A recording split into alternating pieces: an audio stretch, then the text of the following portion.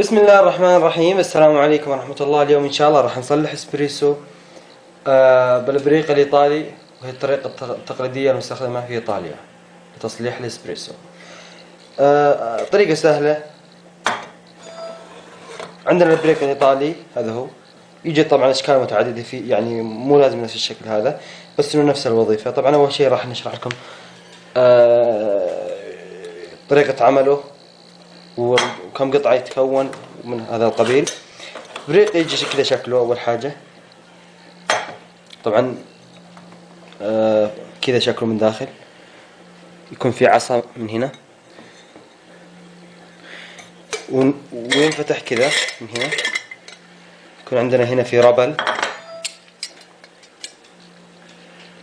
في ربل، ويكون عندنا صفاية زي هذه تركب هنا صفاية، والربل بعدها هنا عشان يمسكها ويمنع تسرب الهواء خلال تصليح القهوة. طيب، وعندنا هنا بالقاعدة حقته في عندنا هنا كذلك حامل القهوة، هنا نحط فيها القهوة داخل، وهذا اللي نعبي موية تحت القاعدة هذه تتعبى موية. اوكي، اول حاجة نبدأ مع بعض سوا نصلح القهوة. نجيب موية، عندنا موية حار هنا عشان اسرع في عملية التحضير. نحط موية حار داخل،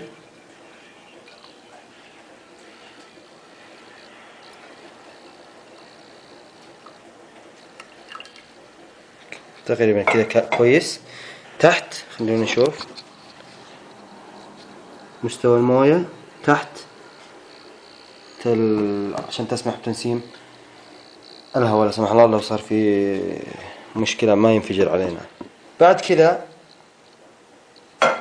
نحط الصفاية حق القهوة داخل هنا. درجة الطحن نفس درجة، لو ترجعون للمقطع حق درجة طحن القهوة، نفس درجة طحن المكان القهوة الفلتر. اوكي، نحط القهوة هنا،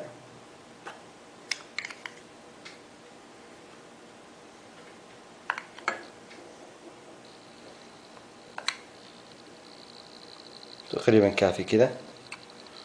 بس اهم حاجة نشيل زوايد من برا عشان ما يصير في تنسيم وتسريب بخار الماء اللي راح يتكثف داخل القاعدة.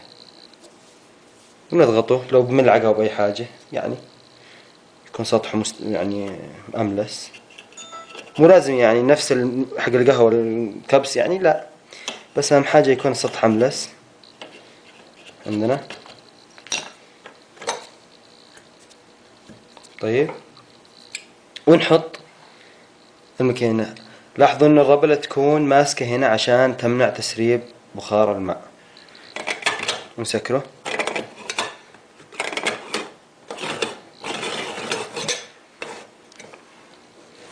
كويس، خلاص. الحين نحطه على النار.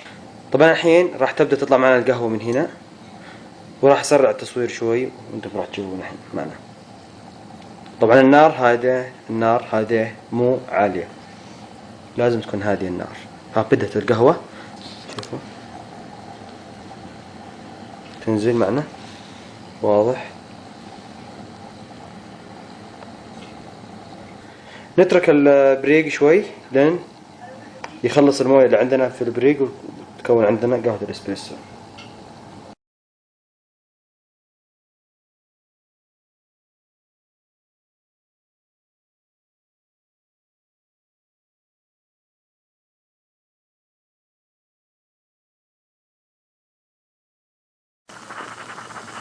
خلاص نطفي النار. طبعا الاسبريسو الحين نصبه في الكوب حق الاسبريسو.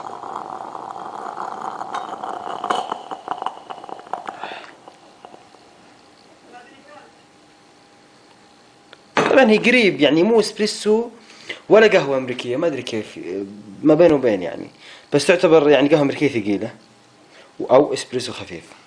اوكي، كذلك لو نبي نصلح منه كابتشينو او لاتيه تضبط معنا الشغلة عادي جدا. نجيب الكوب ونصب منه شوي هنا.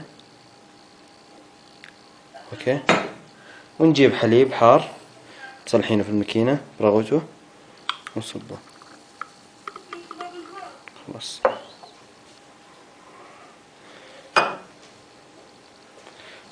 فلذا الحين صار عندنا اسبريسو. اوكي، صار عندنا الحين لاتيه. طريقة سهلة وقهوة طبعا بلا شك لذيذة. وشكرا على المشاهدة.